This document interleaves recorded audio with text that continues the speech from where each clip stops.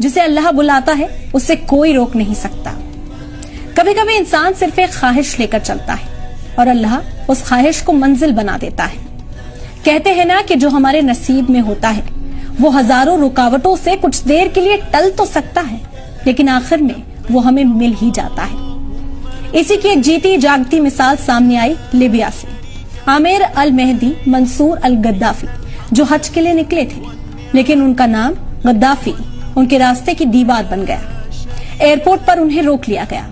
वो checking process में उलझे रहे और फ्लाइट बोर्ड नहीं कर सके। वो सिक्योरिटी से गुहार लगाते रहे कि उन्हें जाने दिया जाए, लेकिन उनकी किसी ने ना सुनी और प्लेन उनके बगैर ही चला गया। उनका दिल टूटा, आंखें भीग गई, लेकिन यकीन बाकी था। फिर अल्लाह ने वो कर दिखाया जिसे लोग करिश्मा कह रहे हैं। वही प्लेन तकनीकी खराबी के चलते वापस लौट आया, लेकिन इस बार भी बहुत गुजारिश करने के बाद भी पायलट ने उन्हें प्लेन में चढ़ने की इजाजत नहीं दी। प्लेन फिर उनके बगैर उड़ा और दूसरी बार भी उसी तकनीकी खराबी के चलते फिर उस प्लेन को लौटना पड़ा। तो जब दूसरी बार खराबी हुई तो कैप्टन ने ही कह दिया कि मैं अब तब तक उड़ान नहीं भरूंगा जब तक आमिर हमारे साथ ना हो। यही होता है नसीब। जब अल्लाह कुछ लिख देता है तो पूरी कायनात उसे पूरा करने में लग जाती है।